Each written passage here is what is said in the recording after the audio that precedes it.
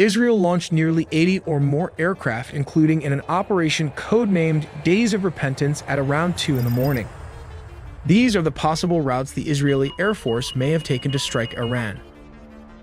Although these routes may seem straightforward, they involve complex planning, including calculations for air refueling and coordinating attack aircraft to pass through Jordan, Syria, and Iraq. They also neutralize potential air defense threats in Syria and Iraq to ensure a safe return in case they were targeted.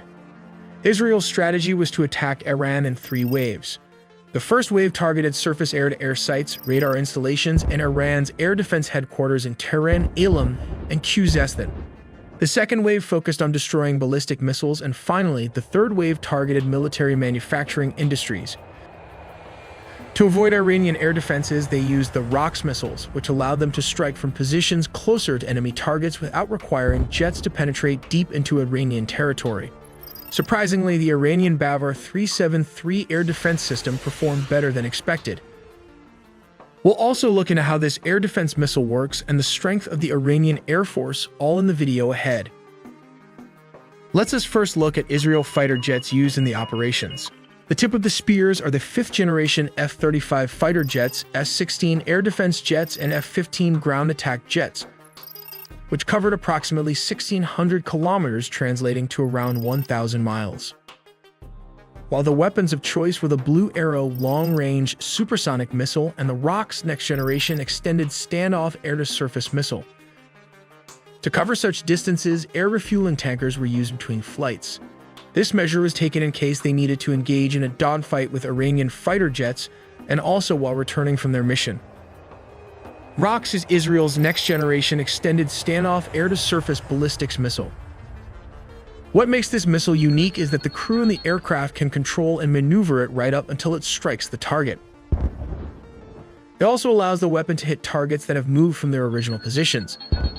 But in area of high-threat situation, these bombs typically use a GPS-enabled inertial guidance system to guide them to the general target area, before switching to an imaging infrared seeker for the terminal stage of flight, destroying the targets with deep penetration or blast fragmentation as required. Surprisingly, the Bavar 373 and S-300 missiles successfully intercepted Israeli drones and some missiles.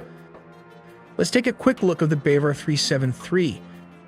This system uses Sayed-4 missiles, which are housed in 2 rectangular launch canisters.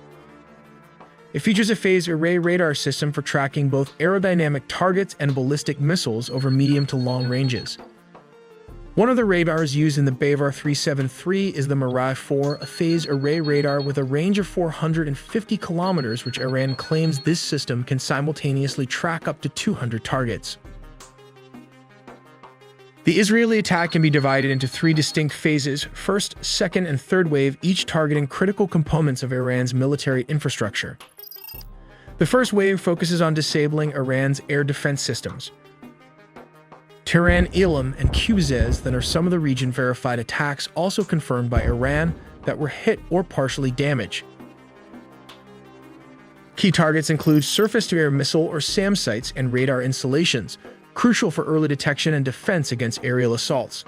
Iran's air defense headquarters confirmed the attacks happened, which aimed to cripple the nation's ability to track and respond to future incoming threats. While the second wave targets Iran's missile capabilities, specifically focusing on neutralizing both ballistic and hypersonic missile systems. At least 3 missile bases were attacked in a second round or second wave of Israeli strike. IDF drones also targeted the secretive Parchin military base in the outskirts of Tehran, and finally 1 drone made it through the Iranian air defense and hit the base while others were shot down. These strikes are designed to prevent Iran from launching retaliatory missile strikes. The third and final wave focuses on destroying key military barracks and manufacturing facilities essential to Iran's missile production and military logistics. Targets include the Qadiri Barracks and Hassan Khan Castle, a missile manufacturing and preparation center. The Sepah Air Force Logistics Center and Imam Ali Barracks are allegedly included in this